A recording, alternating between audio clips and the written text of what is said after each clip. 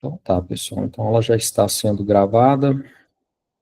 Então, nas aulas passadas, né, as duas aulas passadas, a gente vem trabalhando com conceitos aí da camada física, alguns conceitos bem importantes, entre eles a questão da codificação, da modulação e da multiplexação, né, que são conceitos bem inerentes à camada física, né.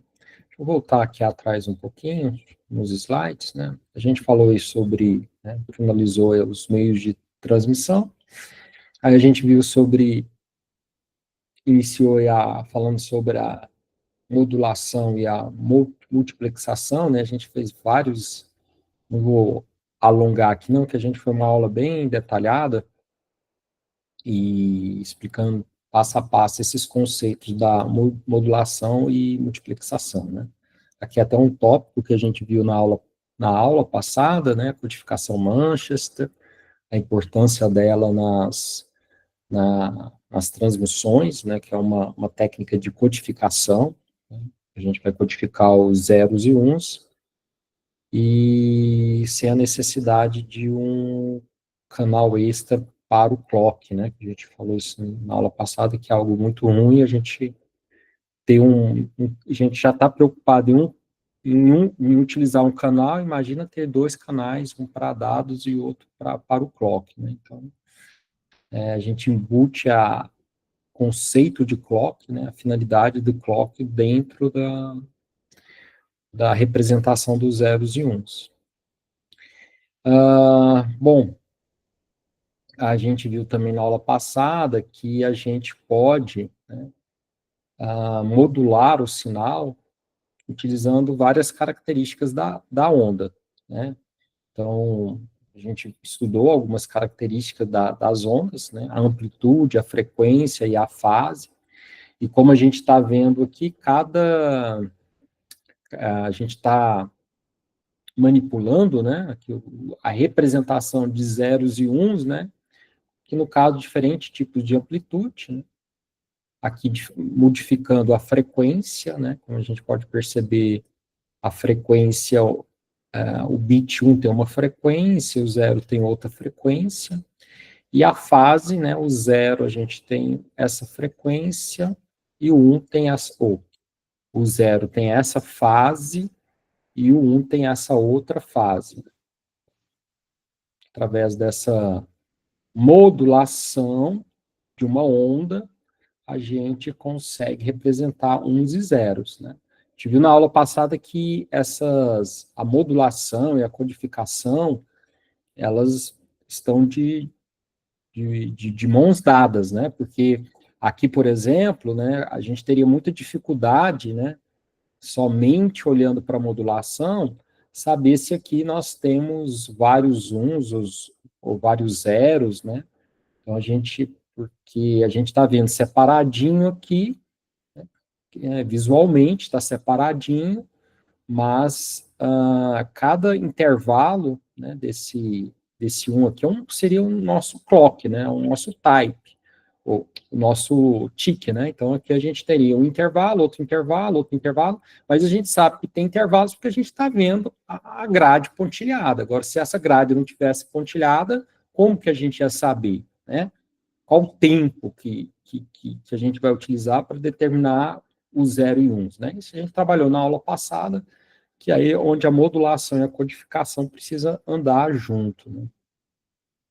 E eu finalizei a aula passada comentando com vocês que um bom sistema de modulação, ele não vai simplesmente trabalhar somente com uma característica da onda, né? Porque esses sistemas pode até trabalhar com uma única característica. A gente tem várias tecnologias que ao longo do tempo utilizava apenas uma característica da onda, né?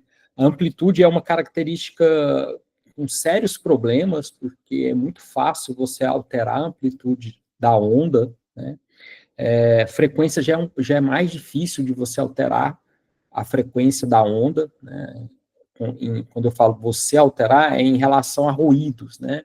Então, o meio, o ruído, né, o ambiente pode adulterar com mais facilidade a amplitude e com uma mais dificuldade a frequência e mais ainda a fase, né?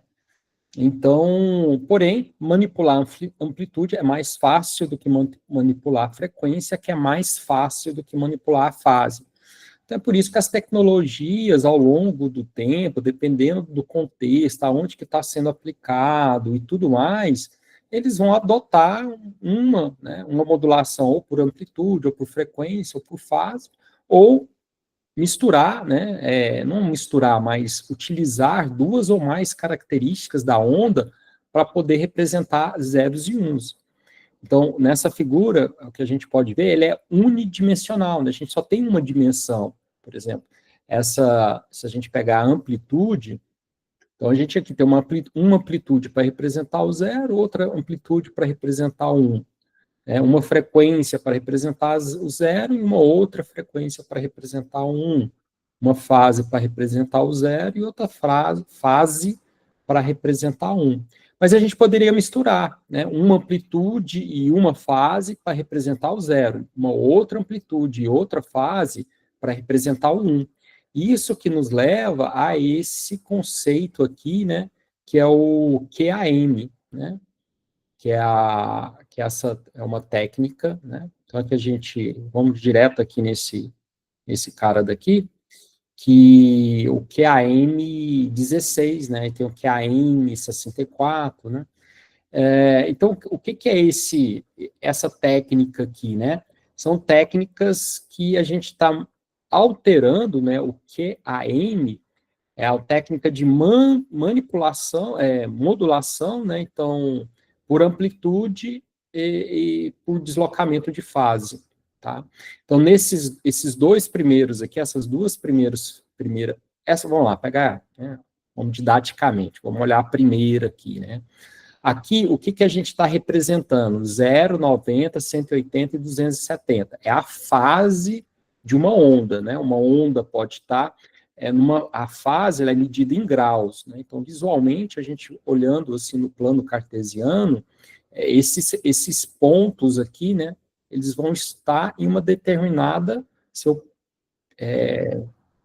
pontear aqui, né? Cada ponto vai ficar numa determinada fase. Aqui a gente tem um exemplo desse ponto, qual que é a fase? Né? A fase é o ângulo em relação ao eixo X. Então, aqui né, seria zero. Agora, se esse outro ponto, né, seria, se a gente olhar isso daqui, né, esse deslocamento aqui, né, aqui a gente teria um ângulo de 180, né, por isso que está 180. Se eu desenhasse um pontinho aqui, esse ponto teria a fase 270. E voltando para cá, né, 360, que seria o zero, né, 0 ou 360 graus, né. E esse ângulo aqui, porque uma onda, né, ela surge, quando ela surge, ela é zero, né, aí ela vai chegar no seu pico, né, que é o seu pico dela vai ser 90 graus, aí uma onda começa a cair, né, voltando ao estado zero, né, que é 180, a vida 180 graus, depois ele vai chegar o seu vale, né, o menor valor possível, que ele vai estar no ângulo de 270, e volta para o zero, né, então uma onda, né, o que é a definição de uma onda? É uma energia oscilante, ela oscila, então cada oscilação, a gente está acostumado a ver as ondas dessa maneira, né, porque esse aqui, no deslocamento, né, do tempo, agora se a gente olhar no deslocamento, na dimensão do ângulo, né, ela vai ter a onda ela vai percorrer esses ângulos aqui, né.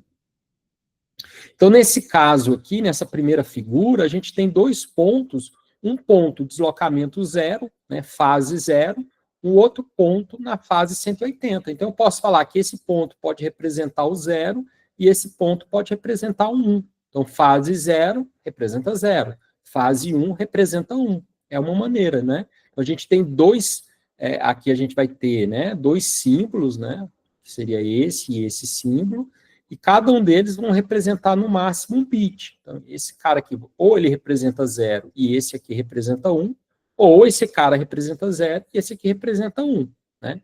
É a técnica de modulação que vai falar, ó, o que é isso aqui? Esse ponto aqui, o ângulo 0 é o quê? É o 0? Beleza. Então, o 180 vai ser 1. Então, isso é uma técnica. Aqui a gente tem uma outra técnica, né, interessante, que a gente vai ter aqui, né, esse ângulo aqui, né, tá entre 0 e 90, né? Então, tá entre 0 e 90, qual que seria esse ângulo aí, né? Seria o ângulo 45, correto? Seria o ângulo de 45 graus, né? Então, aqui a gente tem 45 graus. Então, esse ponto aqui representa uma fase, né, de 45, né, uma fase ou deslocamento, né, de 45 graus. Esse outro ponto aqui seria o quê? Seria o 90 mais 45, né, porque reto aqui seria, se esse ponto tivesse nesse eixo Y, seria 90, mas ele está para cá, né, está na metade, então é 90 mais 45, né, que dá 135. Então, esse aqui seria a fase 135. Esse aqui seria qual fase? 180 mais 45, né? Que daria o quê? 225, né? 225. Esse aqui, né, 270 não tem nada, e aqui seria o quê? 270 mais 45, seria o quê? 315, né? Então, veja que aqui nesse caso a gente tem 4 símbolos, né? Visualmente a gente representa, né, esse símbolo por esses pontos, né? É um símbolo, é um ponto, e quantos bits que agora a gente consegue representar, né? A gente com 4 símbolos, né, a gente vai representar, né, a gente vai precisar de 2 bits por símbolo. Por exemplo, esse cara aqui seria o 00, aqui seria o 01, aqui seria o 10 e aqui seria o 11. Então, veja que essa técnica ela é bem interessante, porque essa técnica permite a gente, se vocês começarem a perceber, agora, quando a gente lê um único símbolo, a gente vai estar lendo 2 bits, em vez de um único bit. Nessa primeira figura aqui, quando eu falo 0 graus, eu leio, né, 0 graus, então é por exemplo, o bit 0. 180 é o bit 1. Então, eu só tenho 2, para cada leitura de uma fase, eu só tenho um único bit. Agora, aqui não. Aqui eu não vou enviar 00, eu vou enviar ou 00, ou 01, ou 10, ou 1. Toda vez que eu leio um símbolo, eu estou lendo 2 bits de uma vez. Então, veja que eu estou maximizando, estou aumentando, estou duplicando com essa tecnologia a minha largura de banda. Porque quando eu leio um único símbolo, né, ele tem 2 significados. Né? Então, é bem interessante isso. É dessa maneira que... por que tem um canal de, por exemplo... se a gente pegar a lei do Next, né? O Next fala que a largura de banda é a capacidade máxima, a frequência máxima de um canal, vezes 2. Então, um canal, por exemplo, de 100 MHz, qual que é a capacidade em taxa de bits? É multiplicar por 2, que vai dar 200 megabits por segundo. Né? Então, em um canal de 100 MHz, você consegue transmitir 200 megabits por segundo. Né? Next fala isso, você dobra. Mas pode existir alguma tecnologia que vai transmitir a 400 megabits por segundo. A 400 megabits por segundo. Aí, se você olhar só o teorema de Next, você vai falar, é impossível. Porque Next fala que a taxa máxima de um canal é 2 vezes a sua largura de banda. Então, se a largura de banda é 100 MHz, eu poderia, no máximo, transmitir 200 megabits por segundo. Beleza. Mas se seu símbolo fosse apenas um único bit. Por isso que vocês podem retornar que lá existe lá na fórmula aquele conceito de representatividade.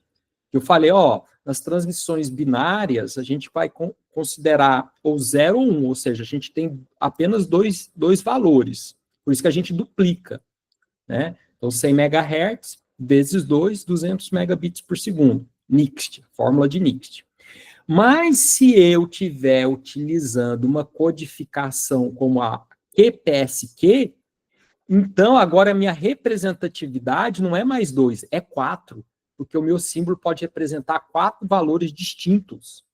Então é por isso que eu chego nos 400 megabits por segundo. Então pode ser que uma tecnologia transmite num canal de 100 MHz, transmita a 400 megabits, se, né, cada símbolo representa mais de um bit, tá? Então, veja que nessa figura aqui, nessa primeira, que eu estou passando o mouse, né, essa primeira e nessa segunda, a gente só está mexendo a fase, né? A gente está manipulando a fase para representar que agora aqui a gente vai falar de símbolo, né? A gente vai ter um símbolo. E esse símbolo, dependendo da técnica, por exemplo, a técnica BPSK, cada símbolo, né, representa um único bit. Então, você vai transmitir 2 símbolos, né? 0 ou 1. Nessa técnica aqui, cada símbolo representa 2 bits. Né? Então, a gente tem 4 símbolos.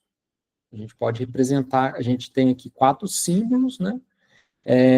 Então, 2 elevado a 2, coincidentemente, dá 4 valores diferentes. 0, 0, 0, 1, 1, 0 e 1. Beleza? Agora, nessa técnica QAM16, tá? Que é uma técnica que é utilizada, viu, pessoal? Está presente em algumas tecnologias, o QAM, né? Dá uma olhada nessa figura. Repare que agora a gente vai estar manipulando não somente a gente não vai estar manipulando somente a fase, mas a gente vai estar manipulando a fase e a amplitude, tá? Então, por exemplo, esse símbolo aqui, ó, né, ele vai estar numa fase. Esse símbolo e esse aqui, ó, se eu traçar uma linha aqui, ó, se eu traçar uma linha, vocês vão perceber que esse ponto e esse outro ponto, né, eles estão no mesmo ângulo, né? Todos os pontos de uma linha têm o mesmo ângulo. Álgebra linear. Se eu desenhar uma reta aqui, essa reta vai passar em cima desse ponto e vai passar em cima desse ponto. Então, esse ponto e esse ponto, tem o mesmo ângulo. Então, tem a mesma fase. Só que eles representam símbolos diferentes. Por quê? Porque a amplitude é diferente. A distância do eixo X aqui, quanto mais alto, né, quanto mais distante, maior é a amplitude. Então, cada símbolo desse, né, representa uma amplitude e uma fase. Tá? Então, com isso, por exemplo, só nesse primeiro quadrante aqui, eu consegui aqui nessa técnica QAM16, eu consigo colocar 4, nesse outro quadrante 4, nesse outro quadrante 4, nesse outro quadrante 4. Né? Por isso que 4 vezes 4, 16. Por isso que essa técnica é chamada QAM16. Então, a QAM16, nós temos 16 símbolos. E cada símbolo, veja, se eu estou trabalhando com sistema digital, então eu estou trabalhando com sistemas, né, que tem valor 0 ou 1. Então, como eu tenho 16 valores, log de 2 elevado a 16 é 4. Ou seja, eu preciso para cada pontinho desse vai representar 4 bits. 4 bits. Né? Então, por exemplo, se eu colocasse aqui uma questão para a gente poder resolver, segundo aplicando a teoria de Nixte, aplicando a teoria, né, de Nixte, qual a taxa máxima de transmissão de um canal de 100 MHz e usando a codificação QAM16. Então, como QAM16 a gente está utilizando 4 bits por símbolo, então o que eu vou fazer? Eu vou pegar o teorema de Nixte, né? Que eu vou pegar a largura de banda, que eu falei para vocês, é 100 MHz, né? E multiplicar por 4, que aí eu vou chegar nos 400 megabits por segundo. 400 megabits por segundo. E aí o que acontece? Agora, entendendo que um símbolo ele é representado pela fase e pela amplitude, agora é a imaginação, né? Então a gente poderia pôr num quadrante aqui, ó, por exemplo, nesse caso, cada quadrante desse aqui, ó, tem 16 pontos. Cada ponto no quadrante, cada pontinho desse é diferente do outro pela fase e amplitude. Então, cada pontinho desse aqui tem uma fase e tem uma amplitude. Se eu passar uma linha reta aqui, eu vou passar por esse ponto, por esse ponto, por esse ponto, por esse ponto aqui. Eu tenho alguns pontos que estão na mesma linha. Ou seja, tem a mesma fase. Mas não tem o quê? A mesma amplitude. Cada um desses aqui tem uma amplitude e tem uma fase. E aí, ao todo, a gente tem 64. Então, log 2,64 é 6 bits, é 6, né? Ou seja, cada pontinho desse representa 6 bits. Então, imagina o dispositivo de rede, a placa de rede, o dispositivo eletrônico, na hora que ele lê um símbolo, ele pega 6 bits. Cada leitura é 6 bits, 6 bits, 6 bits. Então, veja que quanto mais, né? Quanto mais pontos eu coloco no meu quadrante, eu vou potencializando a minha taxa de transmissão. Porque um símbolo vai representar, em vez de representar um único bit, agora ele está representando 16 bits. Beleza? Então, essa aqui é a técnica QAM. Né? Ela é interessante que ela mostra para a gente que os nossos símbolos podem ser representados por várias dimensões. Né? Aqui no caso, qual dimensão que ele está utilizando? A fase e a amplitude. Tá? A fase e a amplitude. Bom, aqui, essa figura aqui mostra para a gente uma coisa interessante, é que, então tá vendo, ó, em cima de cada ponto aqui, ó, então esse ponto aqui vai representar o 0, 1, 0, 0, esse ponto aqui vai representar o 0, 0, 0, então a gente tem aí, né, nesse caso, parece com essa técnica aqui, né, que é a M16, né, então a gente vai ter aqui 16 símbolos, então cada símbolo você está transmitindo de uma vez 4 bits, né, está transmitindo 4 bits. E essa figura mostra que por que a gente não vai aqui, ó, KM 64, 128, 256, 1024, quanto mais bits um símbolo representa, maior é a tua taxa de transmissão. Mas pode acontecer que se você começar a aumentar muito, eu já falei isso na aula passada, que na camada física, quando você ejeta uma amplitude, quando você ejeta uma fase, né, existem distorções do que você coloca, do que você lê. existem ruídos, né? Os canais de comunicação ou têm resistência ou têm capacitância. Então, o que, que acontece? Veja bem aqui, ó. Vamos pegar essa primeira imagem. Claramente, é bem distante a fase desse ponto com esse outro ponto. É uma diferença de 180 graus. Então, você tem uma diferença entre eles muito grande. Agora, entre esse ponto e esse ponto, eu já não tenho 180 graus. Eu tenho 90 graus.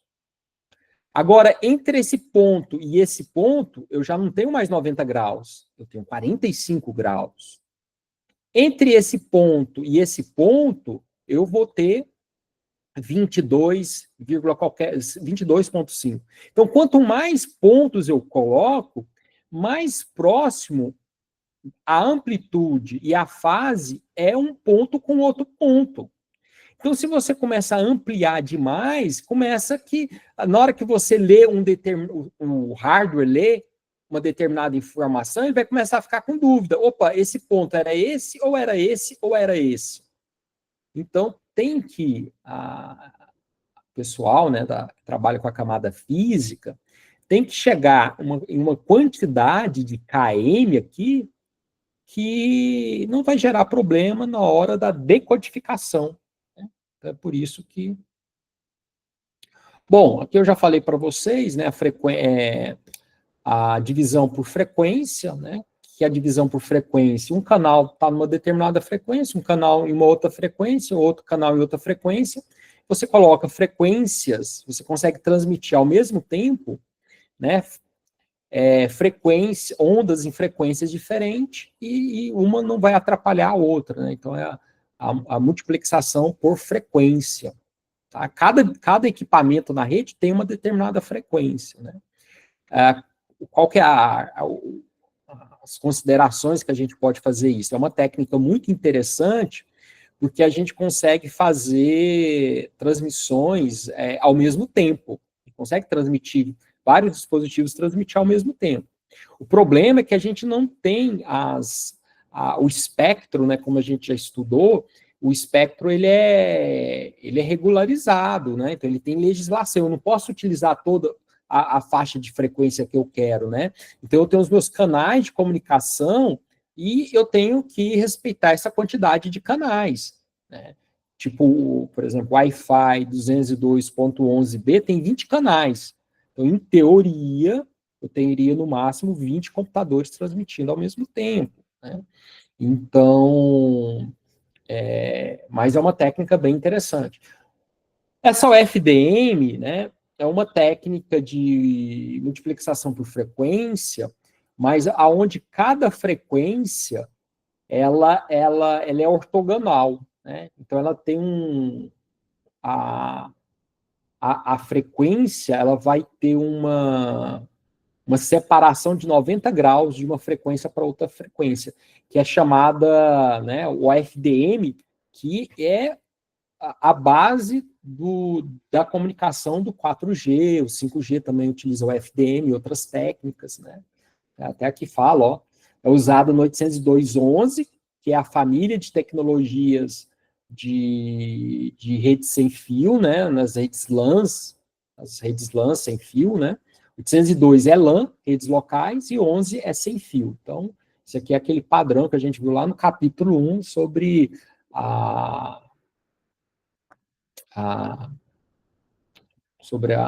as famílias, né, de tecnologias, né? E o 4G também já utiliza o FDM, né?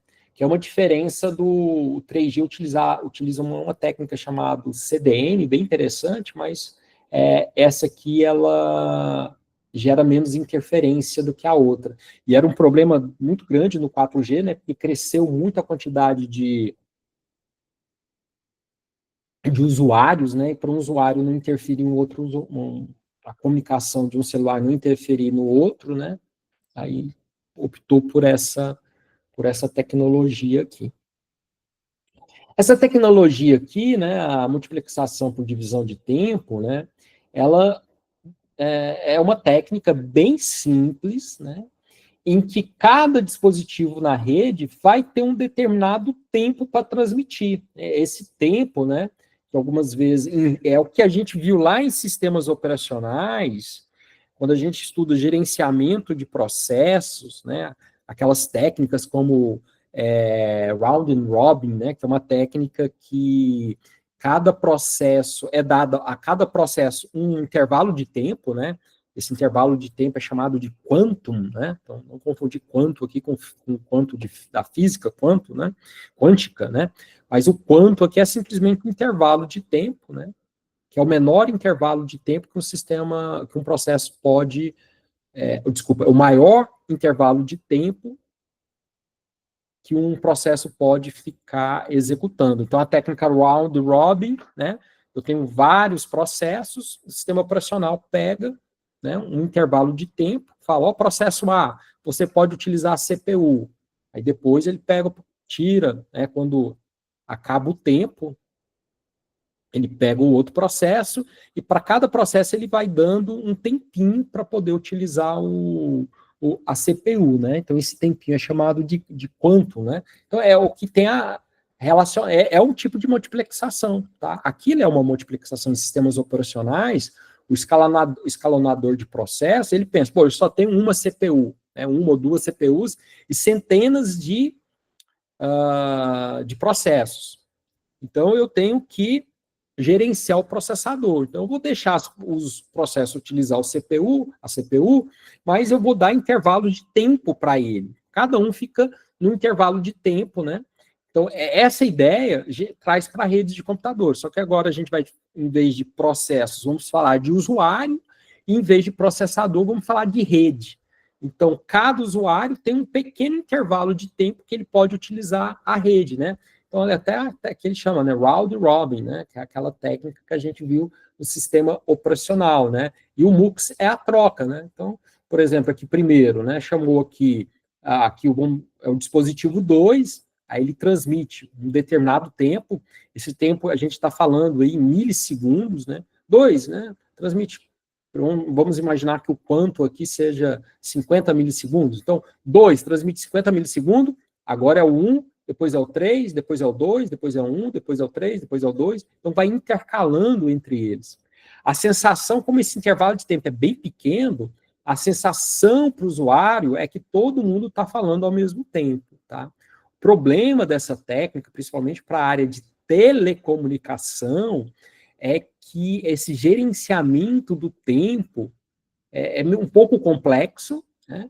Porque essa quantidade de usuários estão geograficamente distribuída, né, que é a questão da telefonia móvel, né, diferentemente, por exemplo, de um laboratório, onde que você tem ali, numa sala, tantos equipamentos, é mais fácil, né, a latência, ela tem menos jitter, né, você tem menos variação da latência, né, numa rede geograficamente distribuída, isso é mais complexo, né, e então, essa política aqui, né, o 1, o 2, o 3, depois o 1, 2, o 3, mas pensa no sistema de telecom, está entrando e saindo do usuário a todo tempo, então ficar gerenciando isso é muito complexo. Em resumo, o TDMA, ele fez parte do sistema de telefonia, né, do sistema celular, na primeira geração, tá? E ela foi abandonada. Nenhuma outra geração utiliza essa técnica de TDMA. Mas em redes de computadores e em fibra ótica, ela é utilizada sim, tá? Existem várias técnicas, exemplo de fibra ótica, que utiliza o TDMA, tá? Para poder multiplexar uma fibra, né? Uma fibra, tá? Falando em fibra, semana passada, parece que queimou aqui alguma coisa no poste aqui perto de casa, e o calor da caixa, né, para ali uma caixa de distribuição, o calor derreteu as fibras, e aí fibra é vidro, vidro no calor derrete, e aí ficou, a Virtex teve que alterar aqui as fibras óticas, né, eu lembrei da aula de redes. Mas enfim, voltando aqui, essa técnica aqui é uma técnica até que eu acho ela tão interessante. Nas primeiras turmas, há um tempo atrás, né, eu até explicava como que funcionava matematicamente o CDMA, né, que vem de Code Division Multiple Access. É uma técnica que eu acho extremamente interessante. Ela faz parte do 3G, né, o 3G utiliza o CDMA, né, que é uma técnica matemática aonde que para cada usuário, cada usuário ele tem um código. Esse código, imagina como esse código como uma equação matemática, tá? E cada, aqui, por exemplo, nessa figura a gente tem o A, o B e o C, eles vão transmitir, né? Eles estão transmitindo, aqui ele vai transmitir o 1, depois, então a gente está representando aqui, né? O sinal do A, né? Aqui o sinal do B e aqui o sinal do C, né? E veja que o A representa o 1 de uma maneira, né? O B vai representar aqui e o C vai representar. Então a gente tem aqui, né? Os códigos, né, do transmissor, dos transmissores, e esses transmissores, então, veja, qual é a ideia aqui, né? A ideia é que o A e o B vão transmitir utilizando as frequências disponíveis. Então, você tem a modulação para representar zeros e uns. Então, o A e o B e o C vão transmitir, na hora que eles transmitirem, esses sinais deles vão ser somatizados, né? Você vai somar esses sinais aqui, né? Por quê? Porque a gente está no espaço e um vai gerar interferência no sinal e eles vão ser somados. Vai chegar no final aqui, né? Nos seus destinos, esse sinal todo deformado, né? Como consequência da somatória desses sinais, mas ao aplicar o código do sender A nesse sinal, ele vai extrair os sinais dos outros e vai restar somente o sinal do A, né? Então, é uma técnica matematicamente extremamente interessante, mas esse processo matemático aqui, ele cobra um preço, e ele é por isso que o 4G não utiliza essa técnica do CDMA, né? O 4G utiliza o FDM, né? Que é essa técnica que eu falei para aqui, o FDM. Ele não utiliza o CDMA, apesar de que o CDMA é extremamente interessante. Não lembro se tem quais tecnologias de core que utilizam o CDMA, mas o mais marcante era a terceira geração, né? Bom, para finalizar o capítulo, tá, pessoal? Vocês não precisam estudar, o Tannenbaum vai falar sobre as redes de telefonia pública, né? Que o foco é na transmissão de voz, né? Como que funciona, isso aí vocês, né, não precisam, leiam só de curiosidade, quem tiver curiosidade de saber como que o sistema de telefonia pública funciona, mas eu não vou cobrar, tá? Então, isso aí vocês podem passar, vou passar aqui, que não precisa, né? Aqui o switch aqui é o switch da telefonia, tá? Então, sobre o sistema de comunicação, a quinta geração, desculpa, a quinta edição, ela vai falar dos 2G e 3G, né? Que são gerações já antigas, né? Interessante a gente falar do 5G, né? Mas sobre essas gerações aí, né, eu já falei isso para vocês em aulas passadas, né, cada geração, ela tem uma duração de 10 anos, então o primeiro G, né, 1G, vem na década de 80, depois, então, 80, 90, 2G, 90, 2000, 3G, 2000, 2010, 4G, 2010, 2020, também o 4G também é conhecido como LTE, né, alguns celulares mostram até LTE, né, que aqui fala que é um exemplo, né, empregado em 2010, e a modulação baseada em OFDM. Né? O 2G, utilizar aquela técnica que a gente viu lá, o QPSK, né, que é aquela técnica que a modulação ela é baseada em fase e amplitude, né? Aqui a gente já trabalhar só com a frequência, modulação baseada em frequência, utilizando essa técnica de codificação. Aqui a frequência, utiliza a frequência, mas existe um distanciamento das frequências baseado na fase, né, que é 80, 90 graus. E a gente hoje, né, 2020 para frente, seria o 5G, né? Quer dizer, é o 5G, né? Então, acho que falar de 4G, 5G é mais interessante, mas não é redes, apesar do 4G para frente, né, o core dos sistemas de telecomunicação é baseado na internet, né?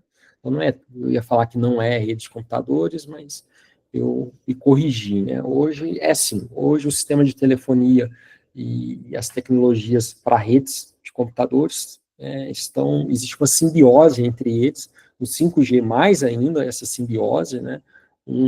Então, o sistema de telefonia do 5G vai utilizar avanços da área de redes de computadores, como de cloud computing, SDN, Software Defined Network, Network Function Virtualization.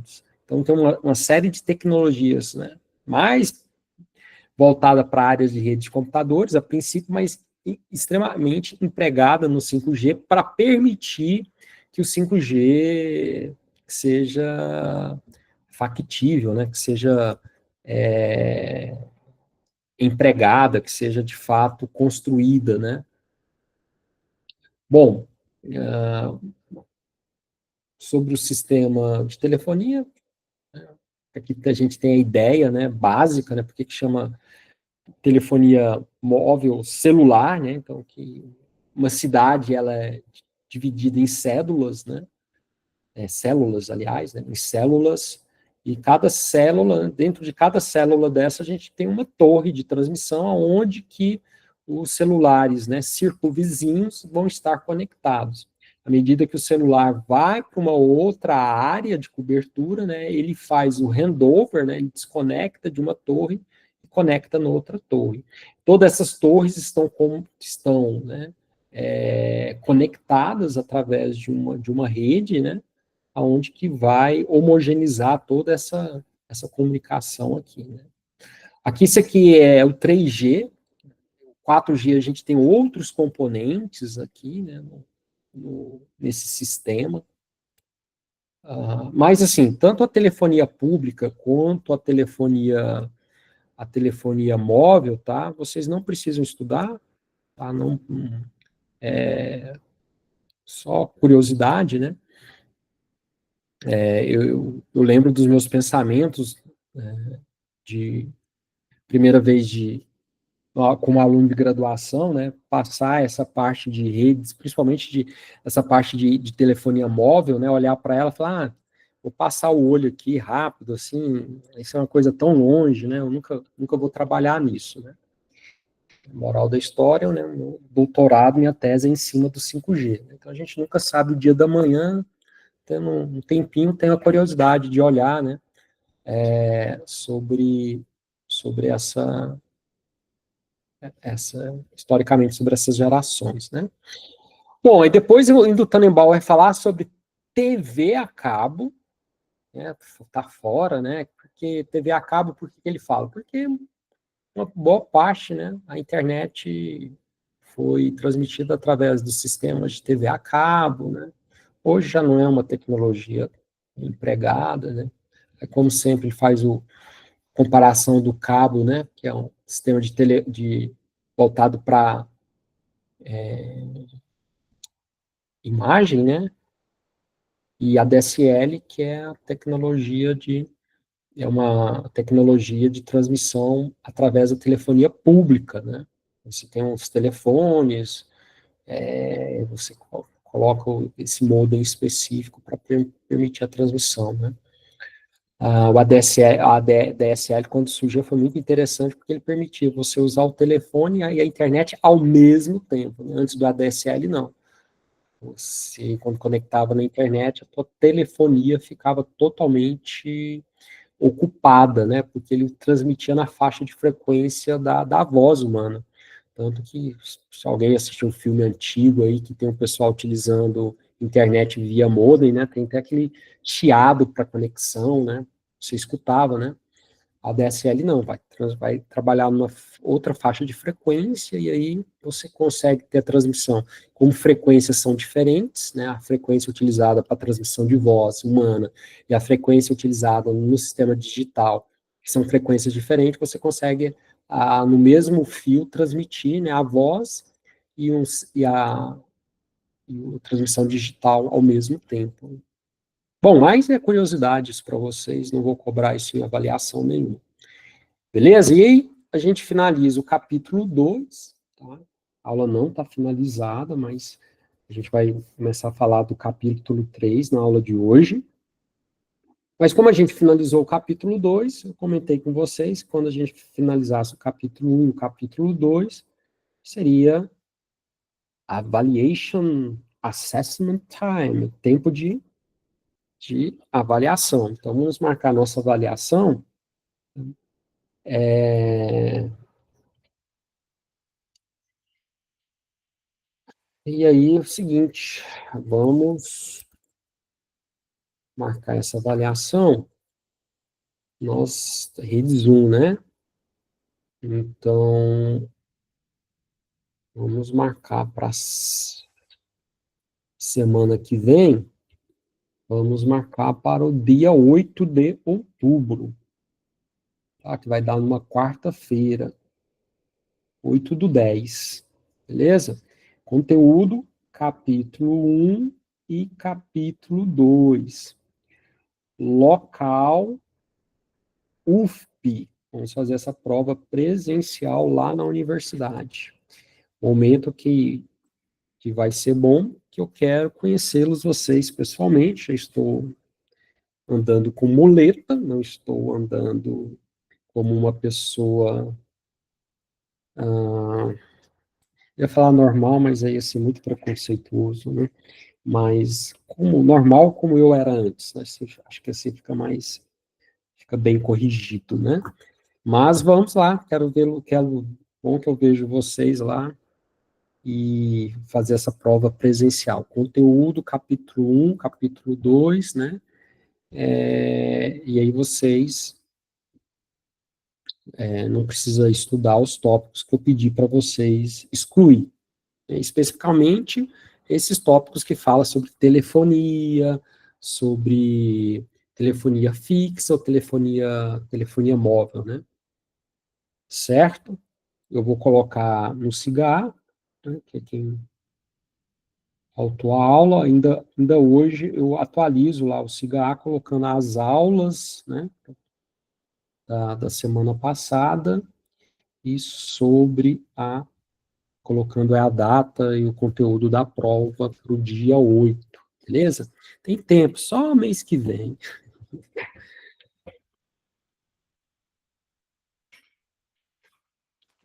Fechou?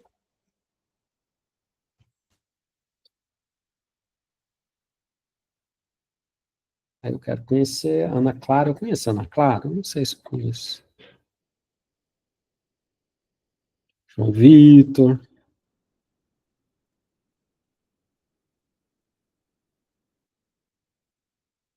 Tá bom. Hoje, então, hoje vamos falar sobre. Quer dizer, a gente já falou muita coisa, mas vamos falar de um outro tópico bem interessante, que é o próximo capítulo, o capítulo 3, que é um capítulo que, agora, ele vai ficando mais próximo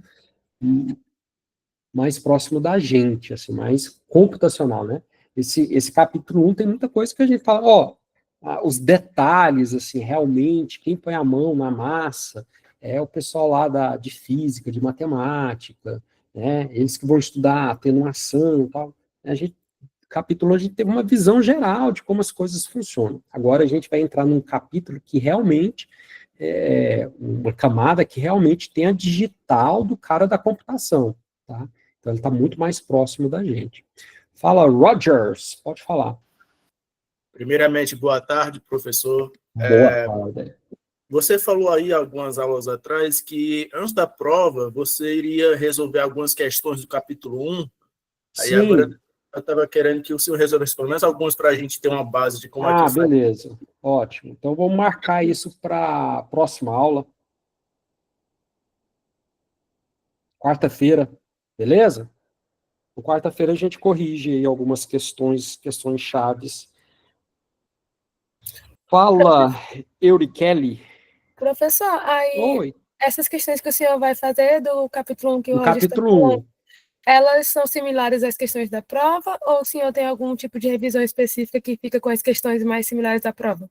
Não, as questões são baseadas no livro. Então, Tá bom, tá certo. Obrigada.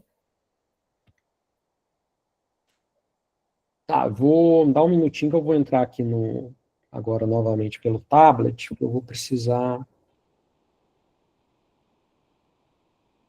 desenhar algumas coisas aqui para vocês. Só me dê um segundinho.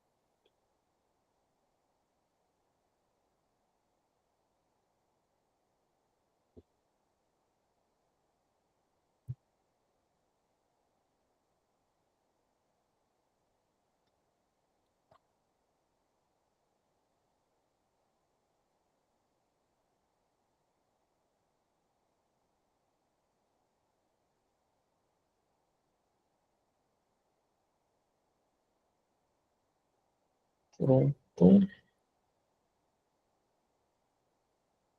E pode falar, Marcos. Opa, professor, tudo bom? Tudo jóia. É que Redes 2 ia ser online e eu pensei que Redes 1 também ia ser. Não, o P1 vai ser presencial. Não teria como, não? Ser online? Hum? Ser online, não? Não, vai ser presencial.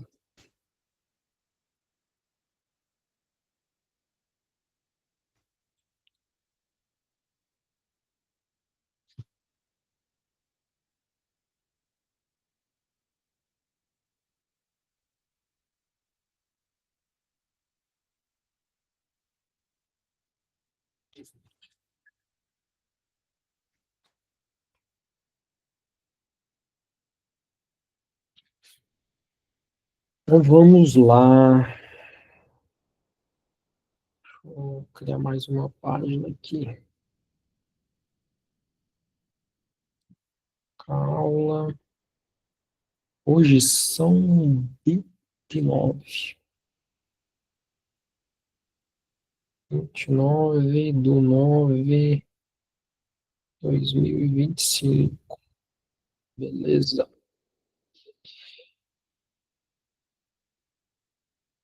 Você vem para cá, você vem para cá. Se for assistir a aula, vocês não avança lá o vídeo, porque vou colocar aqui umas linhas para facilitar. Então, vamos lá, pessoal. Então, capítulo 1, né, a gente estudou camada física, capítulo 2, ou capítulo 1, introdução, capítulo 2, Maria, capítulo 2, eu falei camisa, camada física, camada com física vira camisa. Nossa, percebe de quem tem TDAH, não é normal, não. E agora o capítulo, né? Vou escrever aqui, desenhar.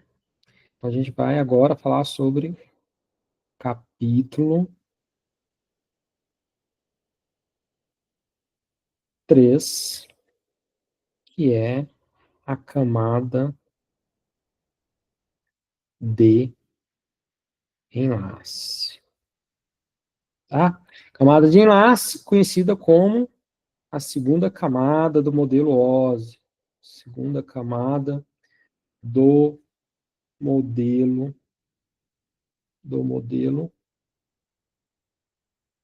Wallace. Certo? O que a gente vai estudar aqui? 3 pontos muito importantes. Primeiro, correção de erro. Outra, controle de fluxo. Outro, protocolo Ethernet. Tá? Então, são os 3 pontos extremamente importantes que a gente vai estudar aqui. O modelo OSI, né, fala que o controle de erro, né, o controle de fluxo, deveriam estar presentes em todas as camadas. Na prática, a gente percebe que não é necessário. Tá? Por quê? Aonde a maior probabilidade de erros acontece na transmissão física entre 2 hosts. Né? Essa transmissão aqui, né, entre 2 hosts que estão distantes um do outro, que vai passar pela mãe natureza, vai passar por vários, né, de fato, né, todo o processo da transformação do digital para sinais, a transmissão desses sinais, depois a decodificação. A gente tem que lembrar que aqui, né, a gente vai ter placa de rede, né? Então a placa tem seus conectores, né? São esses componentes aí físicos são onde que geralmente acontece a maior quantidade de erros, né? A pessoa que tropeçou num cabo, a pessoa que sem querer desconectou o cabo errado, a pessoa que passou de frente de um transmissor, a pessoa que ligou um gerador de energia, e, enfim, é no meio físico que acontece a maior probabilidade de erro, de acontecer erros, tá? Então, se a gente colocar aqui, né, a gente tem camada de aplicação, a gente tem a camada de... Vamos pegar do modelo OSI, vamos já pegar a da internet mesmo, né? A gente tem a camada de aplicação, aí a gente tem a camada de transporte, aí a gente tem a camada de rede, e aqui a gente tem a camada de enlace e a camada física, né? Então, a gente tem essas camadas aqui. A camada aqui física, né? Aqui a gente tem os sinais que vão ser transmitidos na nossa mãe natureza, né? Esses sinais vão chegar pela camada física, né? Através aí de uma placa, de uma interface de rede. Assim. E daqui para frente, ó, os nossos pacotes, eles vão ser encaminhados da camada de enlace para a camada de rede, da camada de rede para a camada de transporte, da camada de transporte para a camada de aplicação. Através do quê? Através da memória do computador.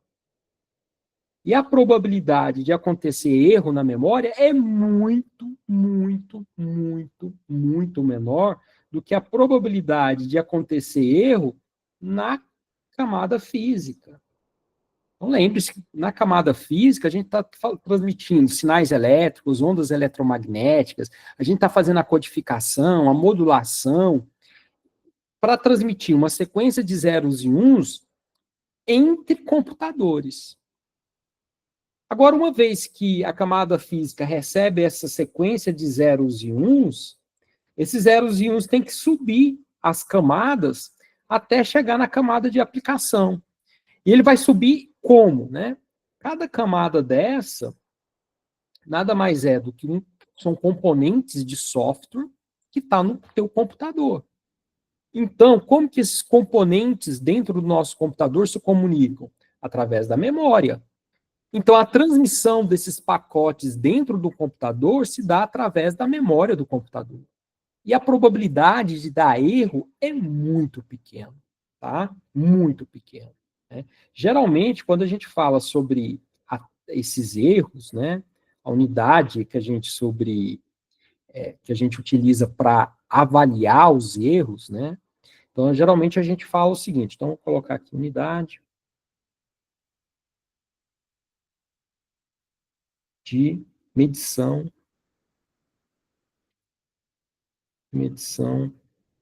de erro, né? Como que a gente fala isso? Geralmente a gente fala assim, ó, 10 a menos 3, 10 a menos 9. O que que significa isso? Eu vou pegar 10 aqui, 10 a menos 3, né? 10 a menos 3. O que que é isso?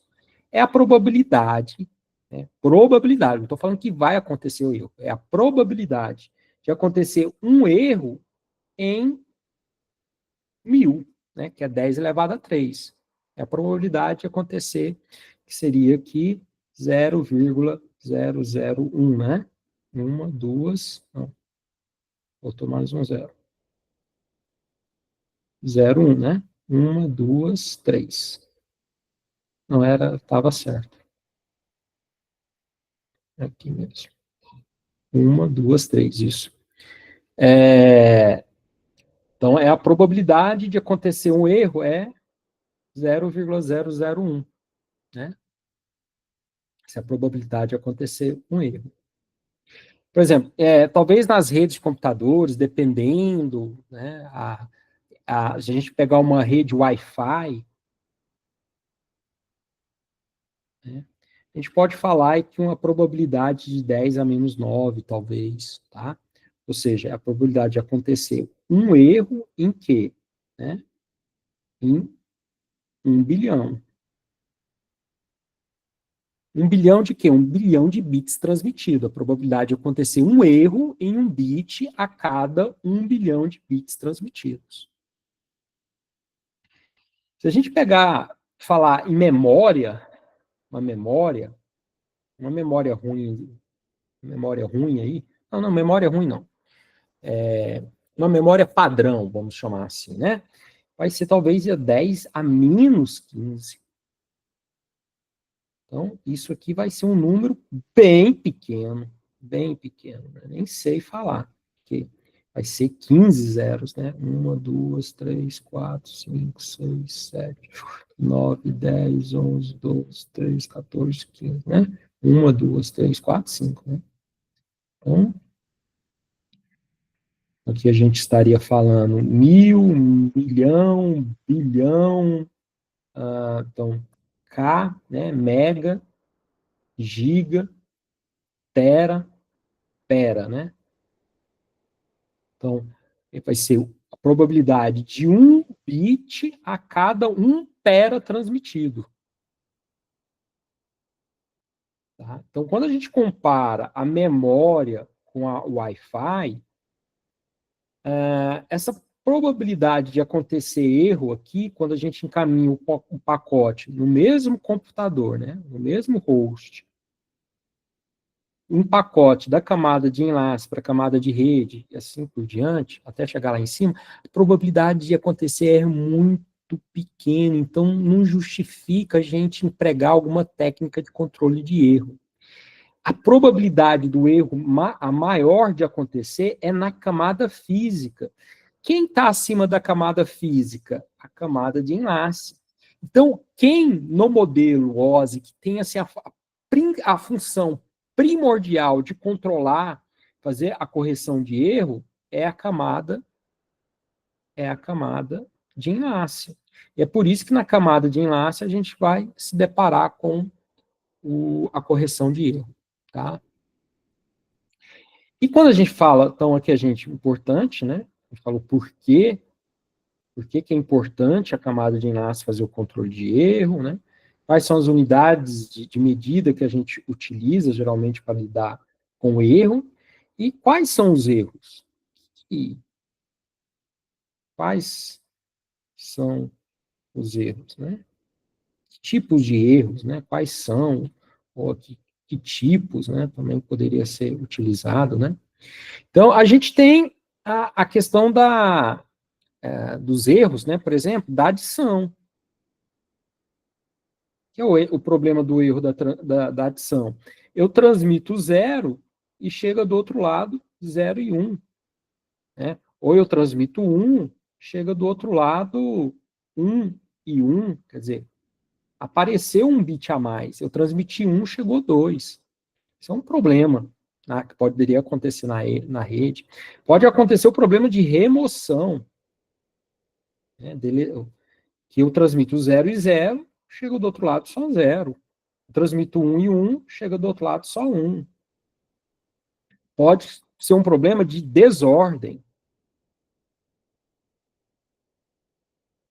né? Eu transmito 0 e 1, chega do outro lado 1 e 0. Ou eu transmito 1 e 0, chega do outro lado 0, 1. Um problema de desordem, né? Então, são alguns exemplos, né, de erros que podem acontecer na rede, né? Então, por isso que a gente tem que aplicar alguma técnica de controle de erro. Bom, quais são as técnicas de controle de erro? Ao trabalhar com controle de erro, a gente vai ver basicamente duas técnicas. As técnicas conhecidas como técnicas de detecção, detecção,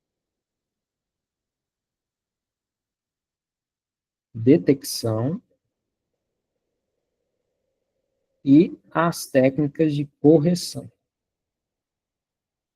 Ou detecção só diz se há erro. Há erro ou não, mas a gente não sabe aonde que o erro aconteceu. As técnicas de correção, eles são técnicas que vai dizer se houve erro e aonde está o erro. Logo, se a gente sabe aonde que está o erro, a gente consegue corrigir. Então, aqui eu não consigo corrigir, não consegue corrigir. E aqui, né, é possível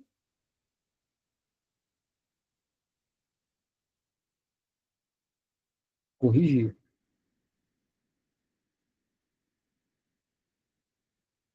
Aí você pode pensar que é normal.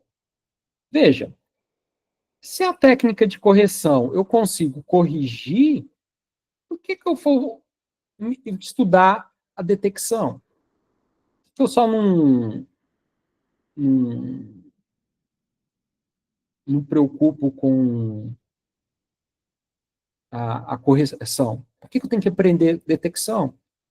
Correção me parece bem melhor, então me parece que bastaria eu saber ou utilizar técnicas de correção.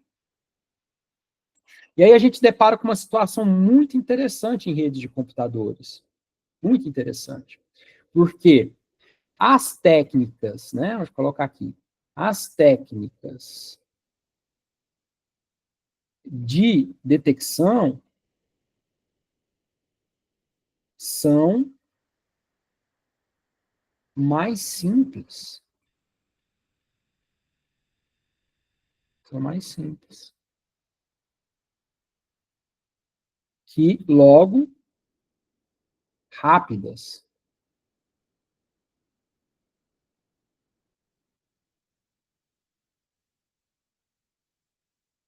As técnicas de correção são mais, o quê? Complexas. Logo, mais lentas. Então, a gente tem aqui um trade-off, né? A gente tem um dilema. Poxa, correção é melhor, mas é mais lenta. Detecção é pior, mas são mais rápidas. Pior no sentido de que não consegue corrigir. Então, existem as duas técnicas. o que vai determinar é uma simples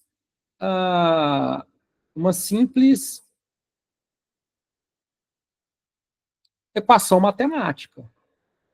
Então, por exemplo, né, seja... Que feio, né, meu seja. Peraí. Seja. Então, o chamado TT, tempo gasto para detecção. Tempo que se gastou, né, o algoritmo gastou para fazer a detecção. Seja TC, o tempo gasto para corrigir. Seja TRTT,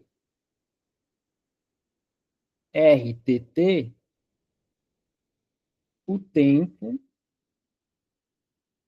para retransmitir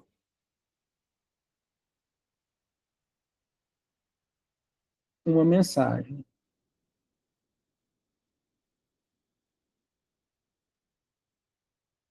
Bom, com base nesses caras aqui, a gente pode formular aqui, né, uma condição, né? Se o tempo de retransmissão de uma mensagem, né, for menor do que o tempo de correção, então faça a detecção.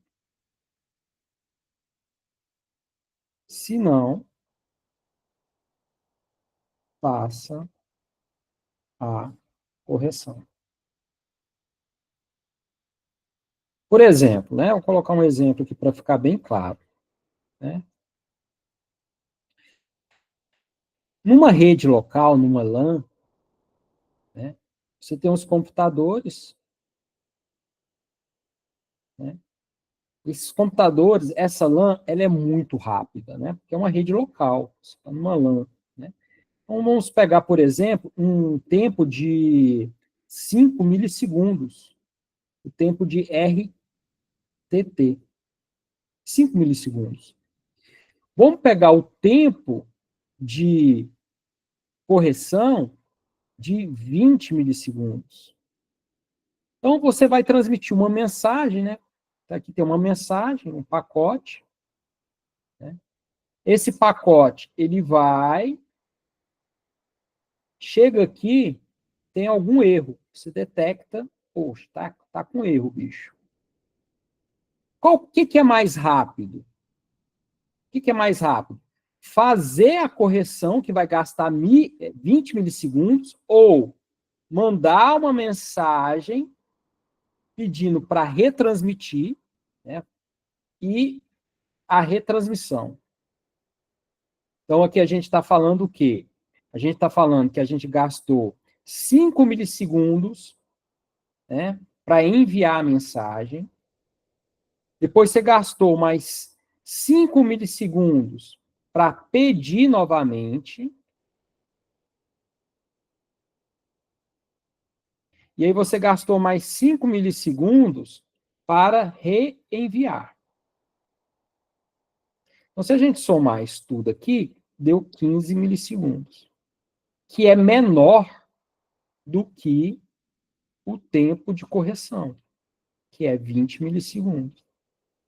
Então, esse tipo de cenário aqui, numa rede local, como o tempo para retransmitir é muito menor, não precisa ser muito menor, né? Ele é menor do que o tempo para corrigir, então se chega do outro lado tem erro, manda de novo. Sacou? Entendeu? É isso. Agora, por outro lado, vamos pegar um cenário oposto, extremamente oposto. A gente, vamos imaginar uma transmissão de longa distância. Vamos extrapolar, vamos pegar o planeta Terra, né, e Marte. Né? Que aqui, na melhor das hipóteses, né, acho que a cada 2 anos, né, que a gente tem o menor espaço entre a Terra e Marte, né, a gente vai gastar por volta de 16 minutos para transmitir um sinal, para o sinal sair da Terra, né, viajar pelo espaço e chegar aqui. 16 minutos. Então, mandou a mensagem. Opa, chegou aqui. A mensagem está com defeito. Está com erro. Então vamos mandar pedido, né? Opa, manda a mensagem de novo. A mensagem chegou com... Aí vai gastar mais 16 minutos. Aí, opa, aqui chega a mensagem, né? O pedido. Então, vamos mandar de novo. Mais 16 minutos. Então, aqui, a gente vai estar falando, né? De 32, de 48 minutos nessa brincadeira. Cara, então, nesse tipo aqui, seria melhor, né? Talvez uma técnica de correção, vamos pegar, extrapolar, uma técnica de 5 minutos de correção, ele é mais vantajoso. Você tá vendo? Nesse cenário, 5 minutos de tempo de correção é mais vantajoso que nesse cenário que o tempo de correção era só 20 milissegundos. Mas o contexto da rede que vai dizer. Então é por isso que a gente tem essas duas técnicas, né? As técnicas, a gente tem a técnica de detecção e a de correção. Se o tempo para retransmitir for menor do que o tempo da correção, faça a detecção. Se o tempo da correção for menor do que dos reenvios, faça a correção. Então, é o cenário que vai dizer qual técnica que a gente vai utilizar, tá bom? Geralmente, né, também uma coisa interessante, né, em cenários como redes locais, PANs, né, além de a largura de banda ser maior, né, porque esses computadores estão mais próximos um do outro, né, a probabilidade de acontecer erro é menor. Imagina só, os computadores que estão na mesma sala, né? Por exemplo, estão na mesma sala. Então, a probabilidade de acontecer um erro ali na transmissão é bem menor do que a gente por um cenário totalmente exagerado como essa, né? Quando a gente fala transmitir um sinal da Terra para Marte, para aí, né? É um computador que está ligado no switch, que está ligado no roteador, que vai chegar até numa base de transmissão, que vai transmitir. Então, a gente tem mais, além da distância, né, entre os dois objetos que são astronômicos, né, realmente, aqui nesse caso, não é uma hipérbole falar que é astronômico, né, realmente é astronômico a distância, a probabilidade de ter erros é muito maior, né? Você tem mais componentes envolvidos aí no seu sistema. Então é por isso que a gente vai, em alguns cenários, a gente vai olhar e falar, opa, a correção é melhor, ou então é a detecção, né? Então por isso que a gente vai ter essas técnicas, né? E a gente vai estudar essas técnicas ao longo, né, de algumas semanas.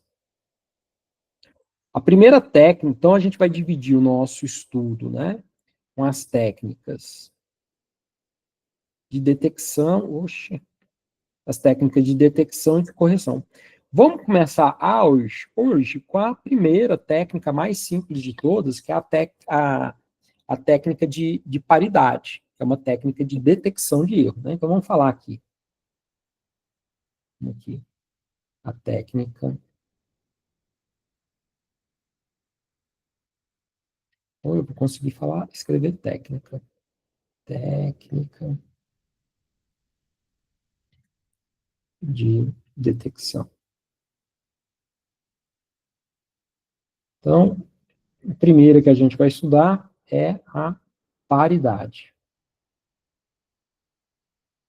A técnica de paridade, existe 2 tipos, a paridade par e a paridade ímpar. Muito parecido, né? A paridade par é aquela onde, né, a quantidade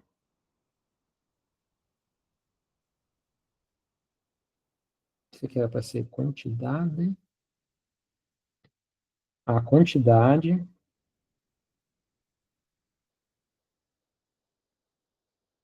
de uns é par.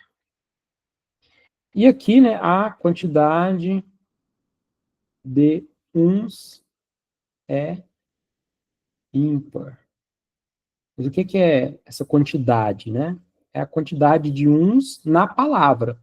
Então, por exemplo, né, vamos pegar aqui, vamos trabalhar com a paridade. Começar aqui com a paridade par.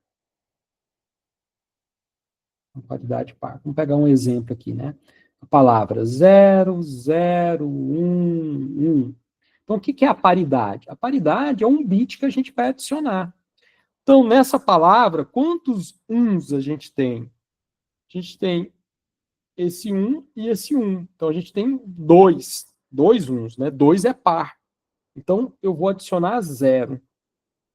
Por que eu adicionei 0? Porque a soma de uns vai dar par. Vou pegar uma outra palavra qualquer, né? Vamos pegar aqui 0, 1, 0, 1. Vamos fazer a paridade par. Então, se a gente vai fazer a paridade par, a gente vai adicionar um bit no final, né? Então, a gente vai contar os uns. 1, 2, 3, 4, 5, 6, 7, 8, 9. Opa, é ímpar. Então, a paridade par, a gente tem que ter um número par de uns. Então, eu vou adicionar o 1 aqui. Tá? Então, nesse caso aqui, vou pegar esse caso aqui, o que acontece? Né?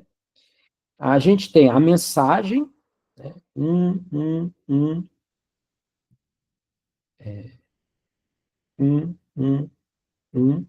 2, 3, 4, 5, 6, 1, 2, 3, 4, 5, 6, 0, 1, 0, 1. A gente tem essa mensagem para ser transmitida, né? Essa aqui é a mensagem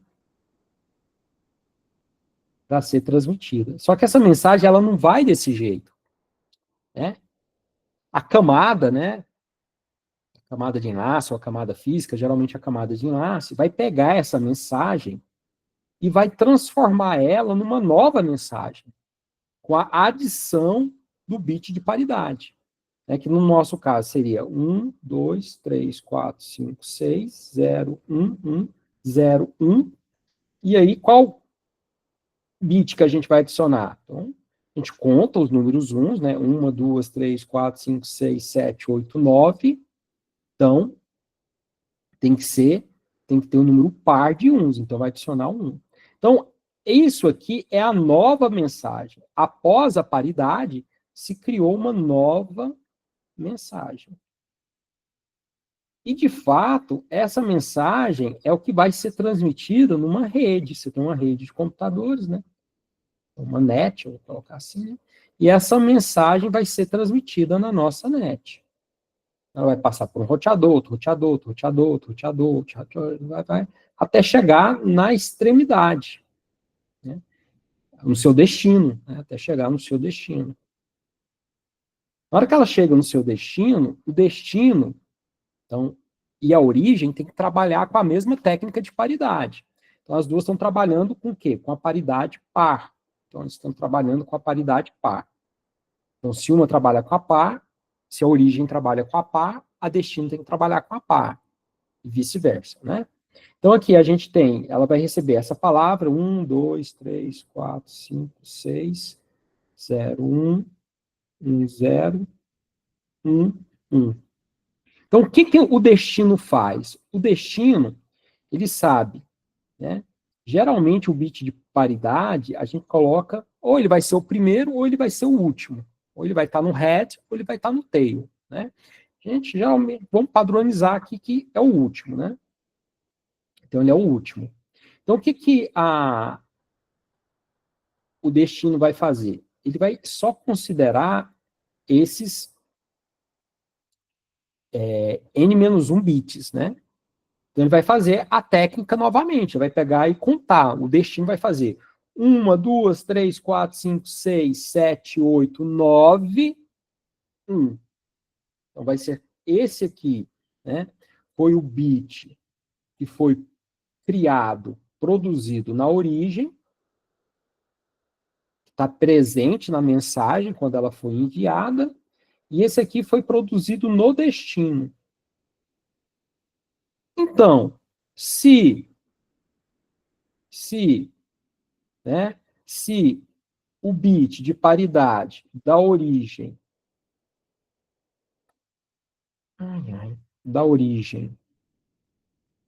for igual ao bit de paridade do destino, que conclusão que a gente chega?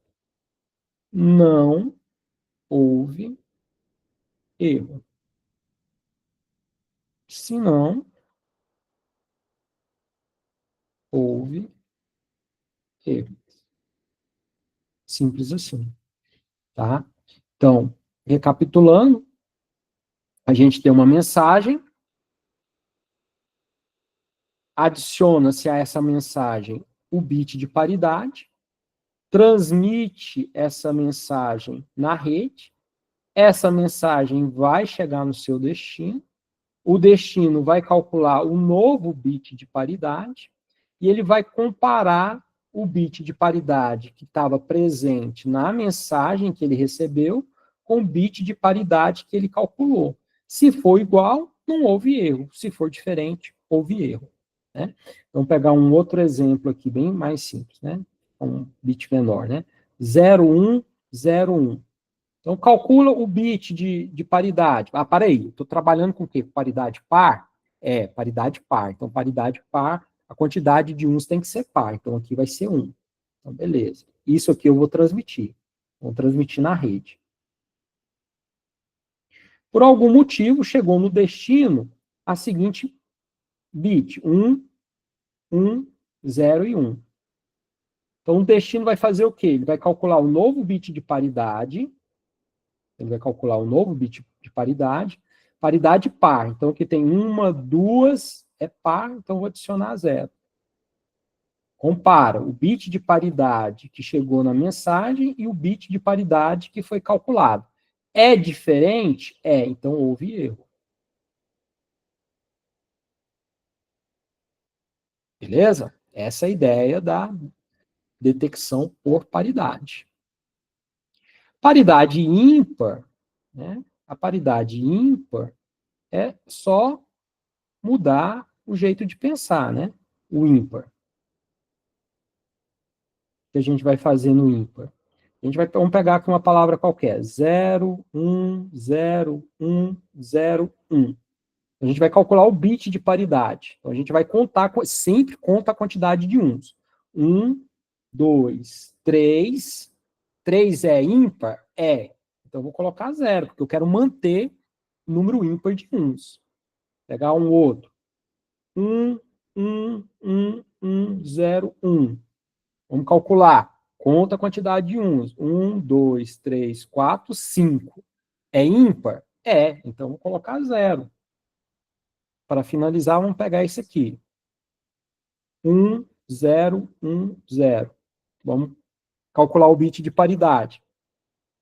1, 2. 2 é ímpar? Não. Então, vou colocar o bit 1.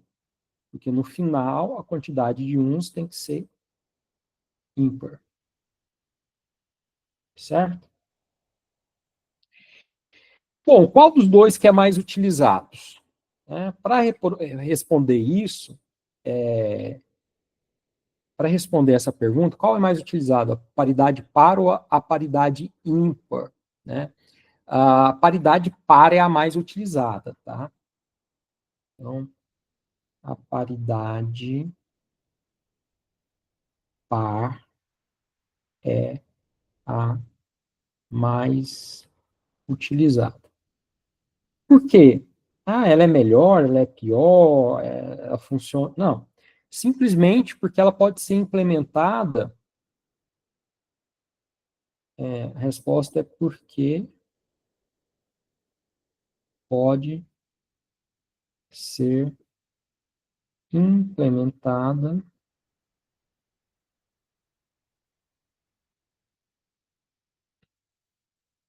com uma única.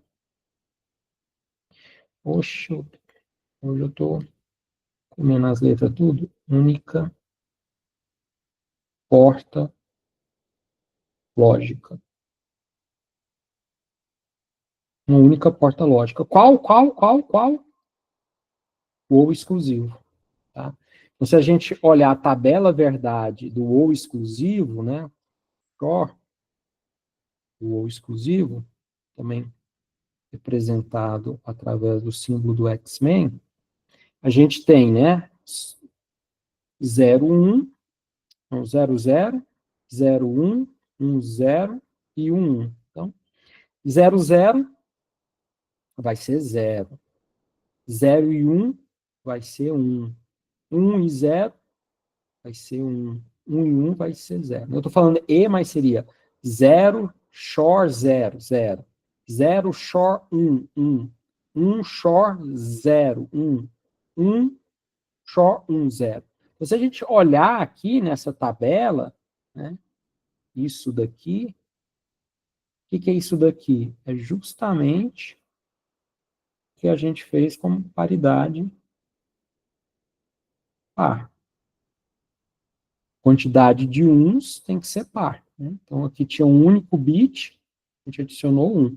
Tinha um único bit, 1 é ímpar, né? 1, colocou outro 1, que deu 2. Né? Então, a paridade par é a paridade mais utilizada, né, do que a ímpar. Tá?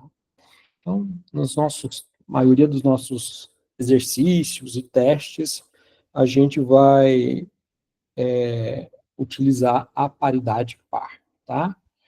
A paridade par, ela tem uma série de problemas, muitos problemas, ela é toda problemática.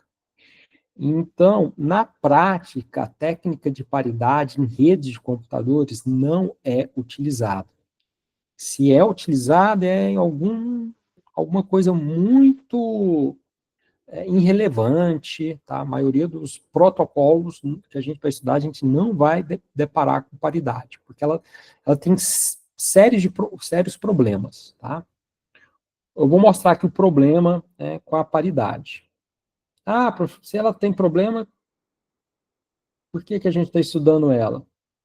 Bom, pequeno gafanhoto, para você entender o que é um algoritmo de detecção, porque a paridade, quando a gente descobre se há um erro, por exemplo, aqui, ó, a gente vinha aqui nesse exemplo que eu fiz com vocês.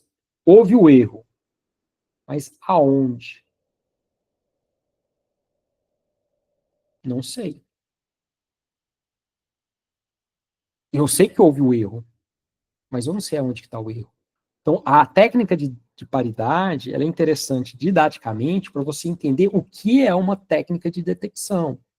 Você percebeu que, até esse momento, que a origem produz uma mensagem, você entendeu que há necessidade de adicionar esse bit de paridade, que essa nova mensagem vai ser transmitida, que essa mensagem chega do outro lado. O novo bit de paridade precisa ser calculado, e o bit de paridade na mensagem que acaba de chegar, com o bit de paridade que foi calculado no destino, se for diferente, você tem certeza que houve um erro.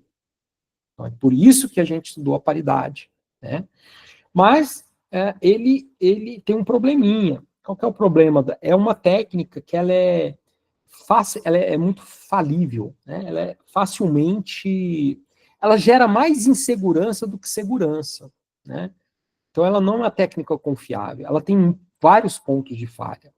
Por exemplo, vou mostrar um ponto de falha dela. Aqui, ó. Eu vou transmitir...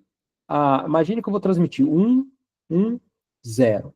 Vamos trabalhar com paridade par, né? Vou colocar aqui, anotar para não esquecer. Paridade par. Então, se a paridade é par, a gente vai adicionar o 0 aqui, correto? Então, aqui a gente tem a mensagem que vai ser transmitida. Essa mensagem é transmitida na rede e chega do outro lado, por exemplo, 1, 1, 0 e 1. Né? Chegou, né, essa mensagem. E a gente calcula, né? Que extrapolei aqui, deixa eu colocar. 1, 1 e 0. Claramente, né? A gente consegue perceber que o que foi alterado foi o bit de paridade. É o bit de paridade que foi alterado. Mas lembre-se, esse é um exercício mental que eu sempre peço, esforço muito para vocês fazerem. Que nós estamos olhando a mensagem original e o destino. Uma rede de computadores, o host de destino não tem acesso ao original. Se o host de destino tivesse acesso ao original, não precisava nenhuma técnica. Só precisa de técnica porque o destino vai receber uma sequência de zeros e uns e ele tem que saber se aquela sequência de zeros e uns tem erro ou não. É por isso que ele tem que aplicar algum algoritmo. Se a gente aplicar aqui o algoritmo aqui, a gente vai descobrir que 1, 2, então 0. E 1 é diferente de 0? É. Então houve erro. Então, baseado somente na paridade, a gente vai falar que houve erro. E houve erro? Na verdade houve erro, mas houve erro no bit de paridade. A mensagem toda, a mensagem original, ela é idêntica. Então, o bit que a gente adicionou para nos ajudar, ele foi piorar. Então, aqui eu estou transmitindo 3 bits, mas imagina que eu estou transmitindo uma mensagem de 1 megabit, aí depois eu vou 1 megabit mais 1 bit, e esse único bit de paridade é alterado, e eu vou ignorar todos os 1 bit aqui, né? Eu vou ignorar tudo ele. Então, o primeiro problema que a gente vê é quando o erro é no próprio bit de paridade, que faz anular toda a mensagem recebida, sabendo nós que essa mensagem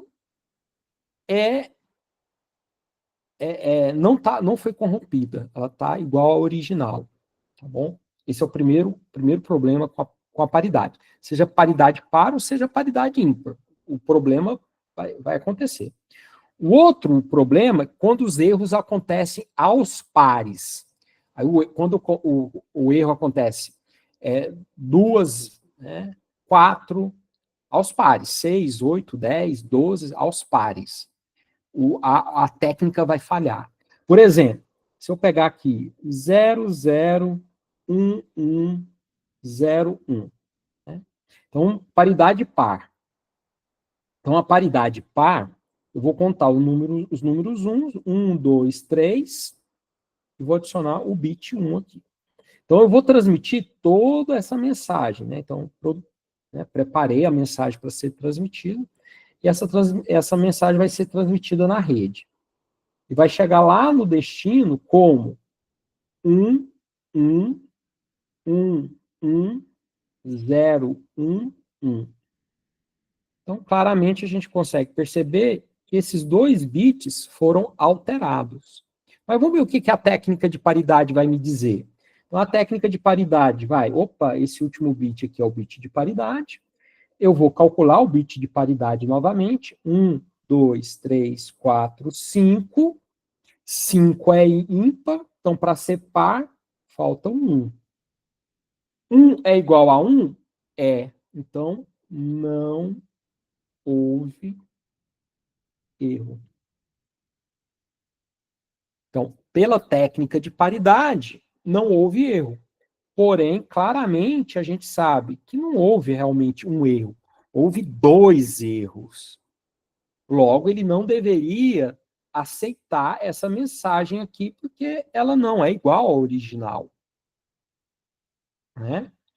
Então, veja que a técnica de paridade, ela gera muita inseguranças quando ela diz que algo que houve erro ou quando não houve erro. Então, ela é muito insegura. Então, a gente precisa aprender outras técnicas mais confiáveis, que é a técnica que a gente vai ver na próxima aula, que é chamada de CRC, né?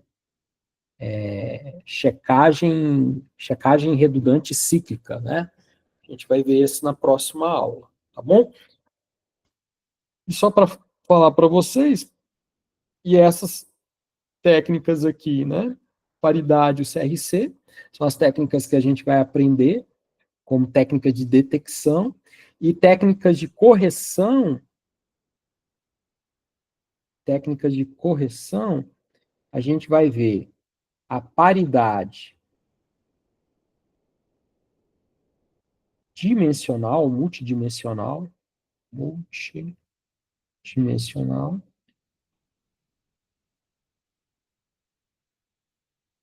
que é bem interessante, mas que traz os mesmos problemas da paridade, e o código de Hamming, né? A técnica de codificação, código de Hamming, né? Código de Hamming. Então, são as técnicas que que nós vamos estudar sobre detecção e correção, tá bom? Aí a gente vai ver isso aqui na próxima segunda-feira, porque na próxima aula vamos resolver algumas questões aí para fazer a revisão, para a prova. A prova eu marquei com vocês na próxima, dia 8/10, né, que dá numa quarta-feira. Então, a gente vai ver sobre o CRC na próxima aula da semana que vem, que dá na segunda-feira, beleza? Bom, por hoje é só. Dúvidas, tragam para a aula de quarta-feira. Então, aproveitem a aula de quarta-feira, né, para trazer as dúvidas dos exercícios, ou dúvida de algum conteúdo aí que eu expliquei para vocês e que não está bem claro. Aí, aproveita para fazer na quarta-feira. No mais, por hoje é só. Coloca a lista de presença e até quarta-feira. Bye, bye, pessoal.